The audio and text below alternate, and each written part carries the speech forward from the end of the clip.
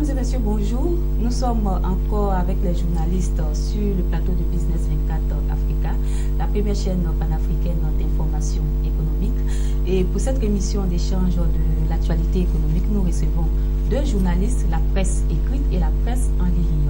Alessi Tano, bonjour. Bonjour. Merci d'avoir répondu à notre invitation. Merci. Alessi Tano est rédacteur en chef du Jour Plus. Il est également secrétaire général de l'Association des journalistes et communicateurs pour l'émergence. C'est bien cela.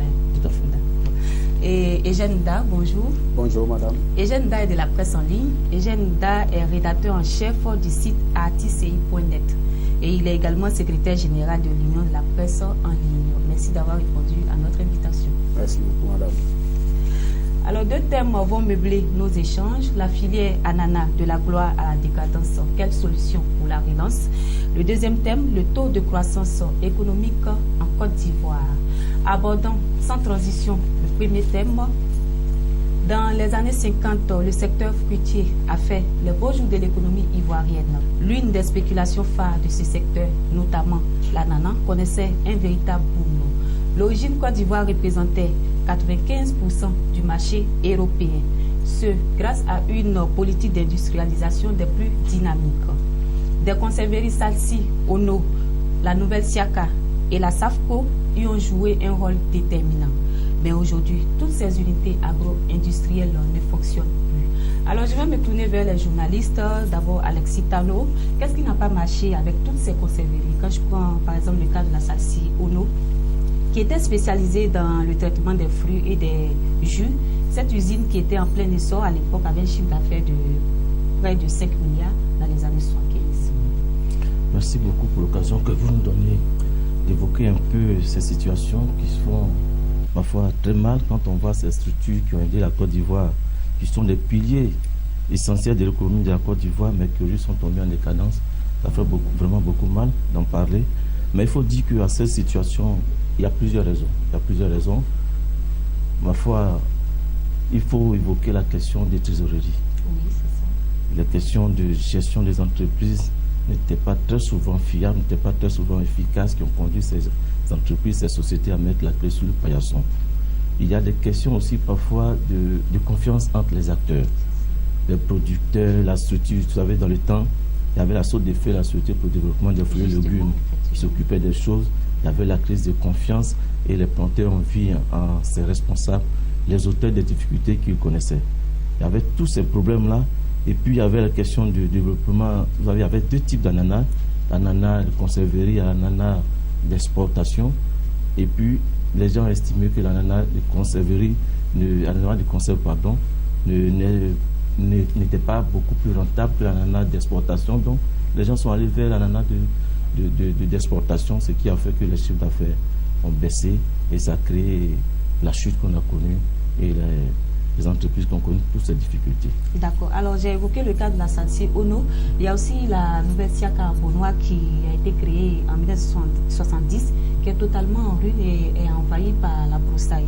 Pourtant, cette usine aussi exportait en moyenne 116 000 à 18 000 tonnes d'ananas par an pour 600 hectares en exploitation. Qu'est-ce que vous en pensez?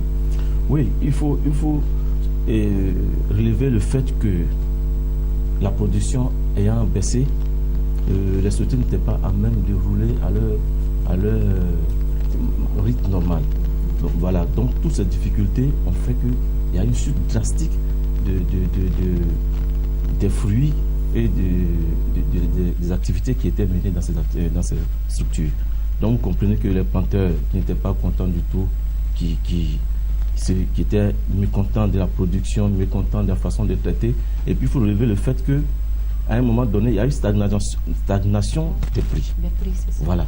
Donc tout ça a créé un certain découragement au niveau des planteurs qui n'ont plus fait confiance en ces sociétés. Okay. Ouais.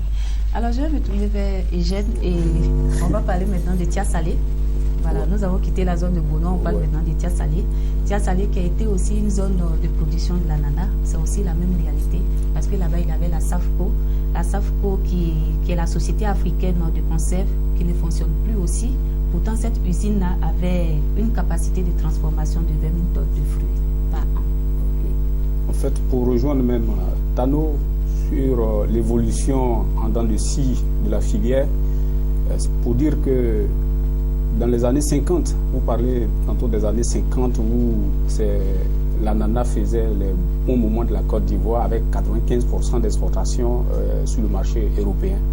Vous voyez, en cette période-là, c'était comme le programme de la Côte d'Ivoire était basé sur l'agriculture. Vous voyez, donc l'ananas faisait partie de ces produits-là. Et comme à partir des années 70, la filière café-cacao ayant pris le dessus, ça fait que la filière ananas qui, dans sa culture, demande beaucoup d'efforts, surtout en matière d'eau. C'est difficile pour le petit paysan de se livrer à ces travaux-là, à ces culture-là. Il faut bien que pour réussir la culture de l'ananas, que ce soit des cultures mécanisées, pour qu'on puisse quand même donner une rentabilité à ce secteur-là. Mais donc, quand vous voyez l'effort que le paysan doit fournir, il n'y a que quelques petits paysans traditionnels qui peuvent s'exercer à ce métier de production. Donc, à partir de 70, puisque le coût de cacao et de café prenait le dessus, les gens ont dû délaisser cette filière-là au profit du café-cacao. La même chose quand vous prenez la SAFCO dont vous parlez. À partir de 90, la filière café-cacao a repris encore le dessus après une chute dans les années 80 jusqu'à 90. Donc, les gens ont travaillé. Mais quand on a vu que la filière café-cacao prenait encore le dessus avec ce que nous avons connu ici, les gens ont dû délaisser ailleurs. C'est ce qui a conduit à cette entreprise à fermer en 2004.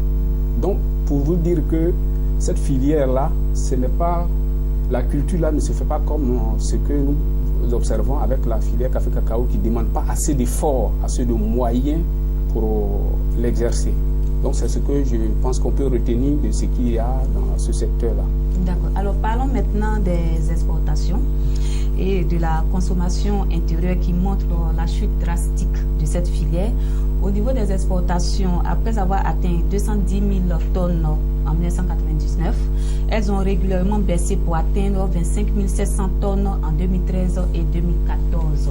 S'agissant de la consommation intérieure de l'ananas qui était évaluée à 40 000 tonnes en 1998, elle s'établit aujourd'hui à 10 000 tonnes. Alexis, quels sont les facteurs qui expliquent ce déclin profond?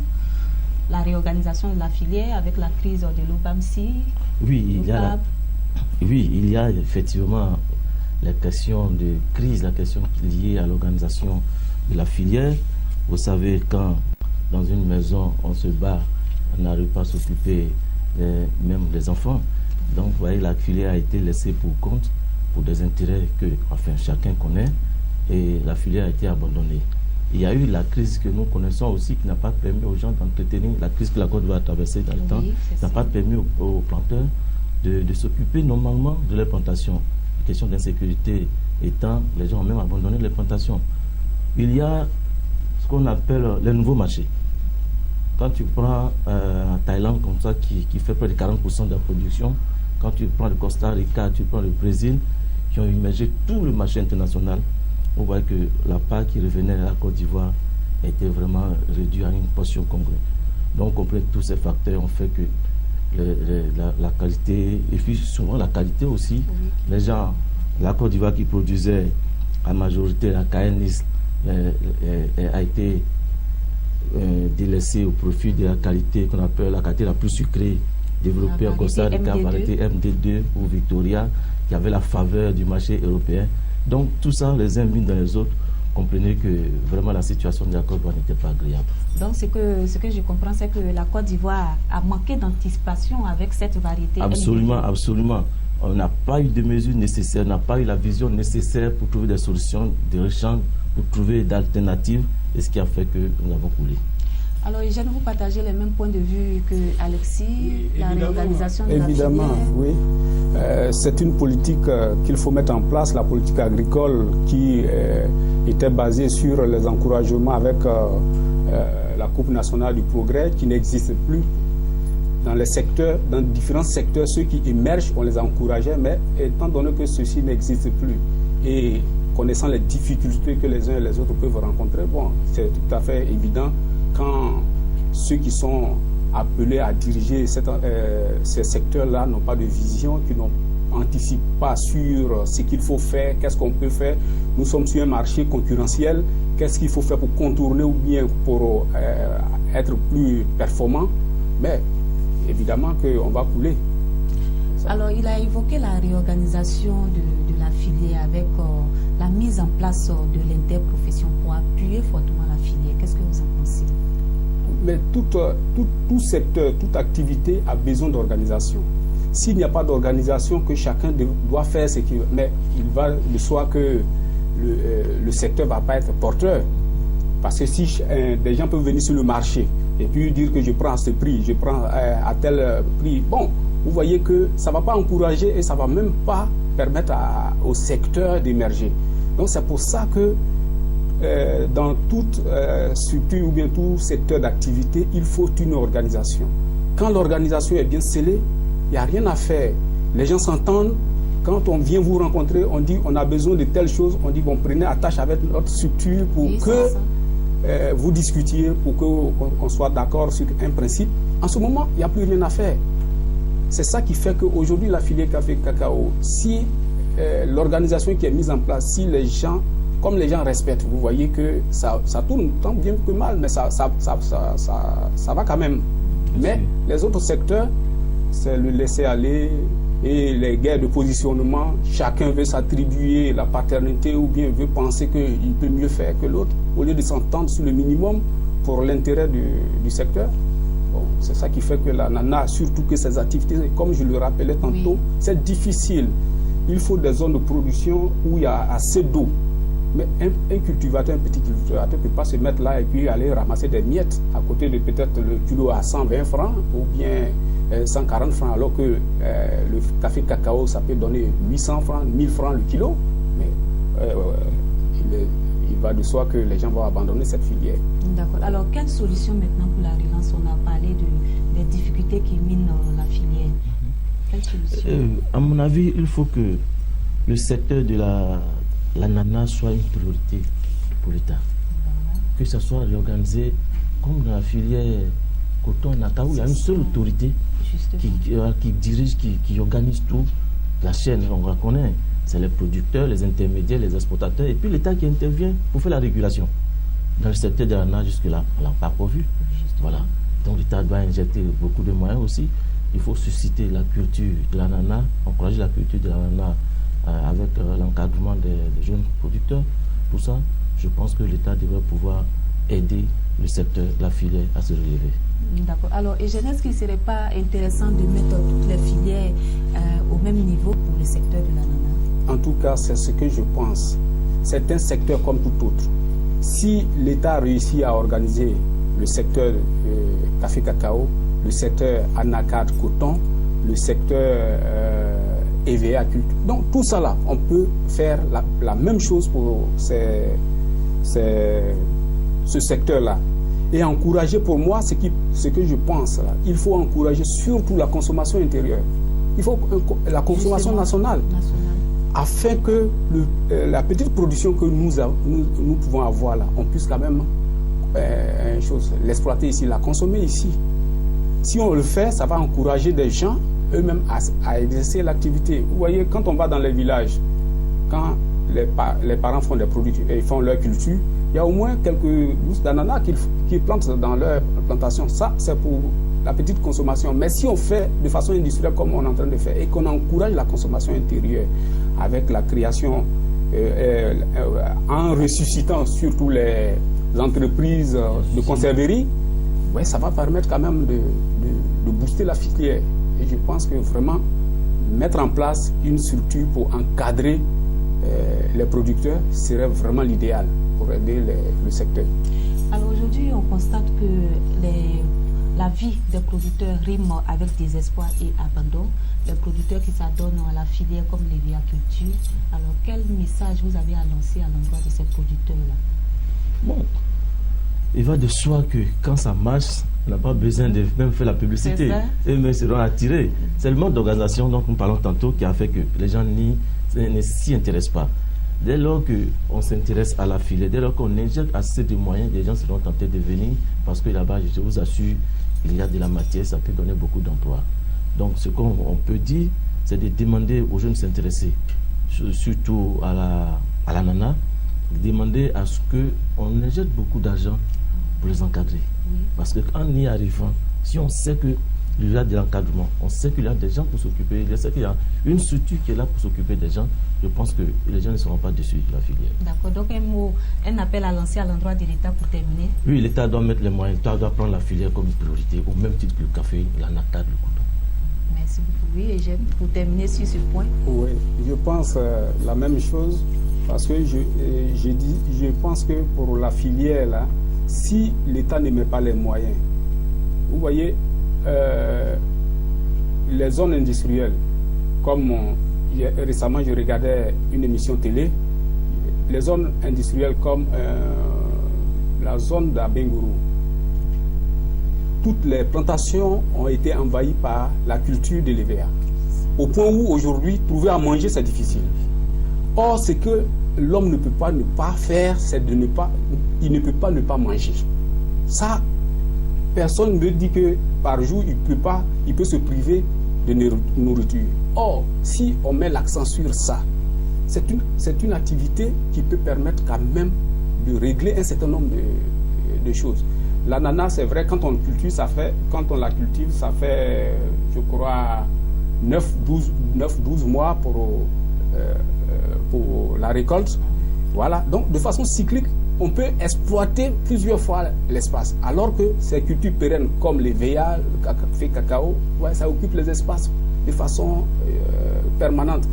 Donc, je pense que l'État gagnerait et les populations aussi gagneraient à encourager le secteur pour que ça puisse donner au moins venir en second point aussi à l'économie ivoirienne. D'accord. En tout cas, merci beaucoup pour vos différentes réflexions. Nous retenons au thème de ces échanges que la filière ananas a occupé une place importante dans le développement économique. Et ça peut continuer encore. Oui, dans le développement économique de la Côte d'Ivoire. C'est à travers l'amélioration de la balance commerciale du pays. Alors, au regard de ses performances, la filière a besoin d'être redynamisée. Marquons une pause et retour dans quelques minutes sur le plateau, et cette fois-ci c'est avec le taux de croissance économique de la Côte d'Ivoire. Au plan économique, le taux de croissance s'est établi à 10,7% en 2012, puis 8,7% en 2013 et les projections s'établissent entre 9 à 10% pour 2014. Quel est votre commentaire sur ces chiffres, sur le taux de croissance économique de la Côte d'Ivoire? Bon, c'est vraiment une très bonne chose pour la Côte d'Ivoire qui sort d'une crise. Et du coup, bon, le taux monte à 12% avant de redescendre à 8 et puis bon, se stabiliser entre 9 et 10. Vraiment, c'est une bonne chose. Seulement, ce que nous souhaitons, c'est qu'il y ait encore la calmie pour que les investissements affluent au pays pour permettre au pays quand même de relever totalement la tête là où il est tombé. Voilà, c'est ce que je peux dire. D'accord. Alors, je vais me tourner vers Alexis. Alors, au regard des performances économiques de la Côte d'Ivoire, est-ce que ces taux-là sont suffisants? On parlait de suffisance, moi je ne dirais pas suffisance. Il y a toujours des choses à faire. Donc, je dirais que l'État peut mieux faire. Voilà, parce que quand vous voyez, les gens ont l'habitude de dire, on dit il y a croissance à 2 chiffres, mais tout le monde ne bénéficie pas. On a encore faim, on ne mange pas. Voilà, donc je pense que l'État doit travailler sur les piliers là, pour donner à manger à tout le monde, pour que le fruit de la croissance là soit partagé. Ouais, si la croissance est partagée, je pense que tout le monde pourra ressentir partout, on sera dans les assiettes, partout, et on dira qu'effectivement la croissance à 2 chiffres, quel qu'il soit, même nous pourrons tous en bénéficier. Mais la vérité, la croissance, je crois qu'elle est contrariée par le fort taux de pauvreté.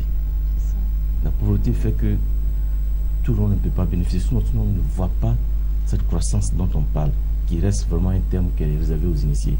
La vérité, c'est de ça qu'il s'agit. Le petit ciré de chaussures, la vendeuse au marché, ne sait pas ce qu'on appelle la croissance. Si à son niveau, cette croissance-là pourrait se répercuter sur ces activités. Si le taux de pauvreté, si les gens du travail, si tout le monde a quelque chose à faire et qu'on reçoit en retour ce dont on parle comme la croissance, je pense que ce serait l'idéal pour tout le monde. Bon, nous avons foi que, vu les conditions dans lesquelles ce pouvoir a été installé et vu les efforts qui sont faits, je pense que nous avons foi. On peut vraiment bénéficier de cette croissance. D'accord, oui. Et je vais ajouter quelque chose sur ce que Tano vient de dire. La performance, la croissance que nous observons actuellement là, l'État peut mieux faire. C'est-à-dire, au regard même des potentialités économiques du pays là, on peut mieux faire. Mais seulement, comme on dit là, il faut qu'il y ait un environnement serein aux affaires. Pour que le petit cireur, comme il a dit, puisse savoir que son activité là lui rapporte quelque chose. Pour que la vendeuse au marché puisse avoir quelque chose. Parce que si dans ses activités il n'arrive pas à économiser 5 francs, il est tout à fait normal qu'il ne ressentira pas les retombées de cette performance ou bien cette croissance dont on parle. Quand on va faire des investissements au niveau des routes et autres, il ne verra pas les retombées tant qu'il ne verra pas ça dans son assiette à lui. Donc, il faut que cette potentialité dont la Côte d'Ivoire dispose en matière agricole, en matière minière, en matière, je dirais, matière première agricole et tout, il faut que l'État fasse en sorte que la répartition soit équitable pour tous, pour qu'on puisse dire que, effectivement, ça porte. Il y a eu quand même des réformes qui ont été entreprises par l'État de Côte d'Ivoire, telles que le code d'investissement qui est devenu plus attrayant, les investisseurs aujourd'hui qui sont à l'assaut de la Côte d'Ivoire, la sécurisation des investissements privés. Il y a eu quand même des efforts qui ont été faits dans ce sens. Tout à fait. Pour arriver à ces chiffres de croissance. Tout à fait. La volonté politique y est. Mais maintenant, est-ce que les conditions sécuritaires qui peuvent encourager les investisseurs, au regard de la petite crise que nous vivons chaque jour, c'est-à-dire, au lieu que les acteurs politiques puissent s'accorder pour qu'au moins ça donne un envie, comme on appelle, une assurance, on ne peut pas avoir une sécurité à 100%, mais une assurance au niveau des investisseurs, il faut que cela soit une réalité pour permettre aux investisseurs de prendre la destination Côte d'Ivoire. C'est bien, le guichet unique CPC a été mis en place. Ce sont des facilités. Aujourd'hui, on parle de près de 60 000 entreprises, plus que ça même, qui ont été créées en espace de quelques années seulement. Et cela encourage. Moi-même, je peux me lever un matin et je dis je crée mon entreprise parce que les facilités sont faites. Mais dans la faisabilité, dans l'exercice du métier, est-ce que c'est réel? Combien d'entreprises qui ont été créées et qui fonctionnent réellement? C'est ça. Des gens ont créé, mais il faut que ces entreprises-là puissent fonctionner réellement pour permettre que ça apporte ce que ça doit donner au pays. Ok, alors sur le plan de la répartition, c'est vrai, les journalistes l'ont abordé tout à l'heure, le challenge reste à être relevé et selon Ousmane Diagana, le chef des opérations de la Banque mondiale en Côte d'Ivoire, la Côte d'Ivoire est confrontée à des taux de pauvreté inquiétants, surtout par rapport au potentiel énorme dont dispose le pays. Alors quel est votre commentaire? Oui, tout à fait. Le taux de pauvreté reste encore élevé en Côte d'Ivoire, ça il faut le comprendre. Et là vous l'avez signifié tout à l'heure. Parce que regardez un peu la façon d'investir en Côte d'Ivoire, surtout la manière dont l'État fait ses priorités. Aujourd'hui, l'État investit dans l'infrastructure dont les bénéfices ne vont pas directement sur les populations. Aujourd'hui, quand vous voyez la matière première brute qui est exportée, qui n'est pas transformée, donc il n'y a pas de valeur ajoutée qui soit créée pour les populations. Donc, la matière brute que nous avons n'agit pas sur les emplois. En termes d'emploi, son impact est infime. Vous comprenez? Donc, le taux de chômage qui est très élevé, le taux de chômage est très élevé, non-emploi, le problème d'emploi au niveau des jeunes, ça se pose avec acuité. Quand vous voyez encore les problèmes d'allocation, c'est-à-dire les secteurs de mal-gouvernance souvent qui sont relevés, c'est-à-dire les allocations ne vont pas vers les cibles. Quand vous regardez un peu comment les raquettes se pratiquent sur le terrain, parce que les raquettes, c'est vrai qu'il y a eu beaucoup d'efforts qui ont été faits, mais ça n'a pas disparu. Quand ce qu'on appelle un nyambro prend 5 francs, 10 francs, ça se répercuter sur les transports, c'est encore un problème pour les usagers des transports. Donc tous ces problèmes font qu'il y a encore beaucoup de difficultés pour résoudre le problème de la pauvreté. D'accord. Oui, Eugène? Oui, la question de la pauvreté, vraiment, c'est difficile pour les États, surtout africains, de régler la question, tout simplement parce que on peut avoir la volonté politique, mais dans la réalité, sinon la tradition des actes, la mise en pratique, je vais dire, de ce qu'on pense, c'est ça qui devient le problème crucial.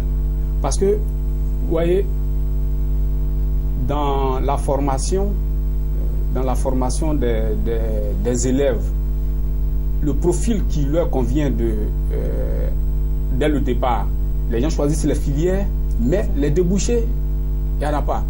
Et chacun attend qu'ils soient employés, alors qu'on peut quand même les orienter, les encadrer pour leur permettre quand même de réaliser ce qui est des activités. Et donc, compte tenu du fait que beaucoup de choses ne sont pas suivies. Hier encore, quelqu'un me disait qu'on a investi quelque part, mais ça n'a pas suivi. C'est-à-dire qu'on a jeté de l'argent et les gens n'ont pas suivi les travaux. Ce qui a fait que c'est de l'argent jeté. Et ça là, qui va payer? C'est la population qui paye. Voilà le vrai problème. Le vrai problème des pays africains. Il n'y a pas de suivi dans les projets que les gens engagent. Ce qui fait que l'argent qu'on injecte dedans, souvent, c'est à perte. Et quand c'est à perte, c'est la population, c'est elle-même encore, c'est elle qui va cotiser. Quand on a augmenté, par exemple, le carburant de 5 francs, automatiquement, c'est le pauvre qui va payer. C'est la classe moyenne qui paye. Et donc, elle n'a pas, mais c'est elle encore qui doit sortir de l'argent pour payer. Donc, c'est difficile pour ces gens-là quand même de s'en sortir. Et le taux de pauvreté ne pourra que croître. Puisque dans les investissements qu'on va faire, il faut que ce soit les impôts qu'on collecte pour pouvoir rembourser. Et ces impôts-là, en tant que contribuables, nous participons. Et c'est là le problème. Alors pour terminer, en Côte d'Ivoire, le Programme national de développement, le PND, est l'expression d'engagement des autorités à amorcer un développement rationnel depuis 2015 avec un taux de croissance à 2 chiffres. Est-ce que cet objectif-là peut-il être atteint? Oui, cet objectif peut être atteint à une seule condition, que l'État poursuive sa lancée dans sa politique économique, mais surtout qu'il ait la stabilité dans le pays. On a souvent beau dire, s'il n'y a pas la paix, s'il n'y a pas l'entente, s'il n'y a pas de stabilité, il ne peut pas avoir de développement. Vous comprenez que c'est tout à fait normal. Il est évident que quand vous posez un pas en avant et qu'un événement fait que vous faites 2 en arrière, vous ne pouvez pas atteindre les objectifs que vous êtes fixés. Mais si la situation reste stable et que les programmes de développement qui sont mis en œuvre vont à terme, moi je pense qu'on pourra atteindre. Le programme national de développement pourra atteindre ses objectifs. D'accord, oui. Oui, mais c'est un programme, c'est un objectif fixé. Mais si quelqu'un ne peut pas se fixer un objectif et ne pas y aller, quand on se fixe un objectif, on se doit d'atteindre. Et quand les autorités se mettent là, quand les autorités se fixent un objectif, ça veut dire qu'ils se donnent les moyens d'y arriver. Et je pense que ça peut être atteint. Et les conditions pour y arriver, c'est ça qu'il faut mettre en place pour qu'on y arrive. C'est tout ce que je peux dire. Parce que si on ne met pas ces conditions-là, on ne pourra pas atteindre. Mais comme ils ont eu l'idée de dire que voilà l'objectif que nous voulons atteindre d'ici à telle période, je crois qu'ils se donneront les moyens d'y arriver. Et comme Tano le disait, il faut quand même un minimum d'un environnement vraiment apaisé, comme on appelle, apaisé, chose pour qu'on puisse aller. Voilà. Merci encore. Voilà, nous sommes à la fin de cette émission. C'était avec Alexis Tano, rédacteur en chef au Jour Plus, et Eugène Nda, rédacteur en chef d'ArtiCI.net. Nous avons échangé sur les thématiques suivantes: la filière ananas, quelles solutions pour la relance, et enfin le taux de croissance économique de la Côte d'Ivoire. Bonne suite de programme sur Business 24 Africa.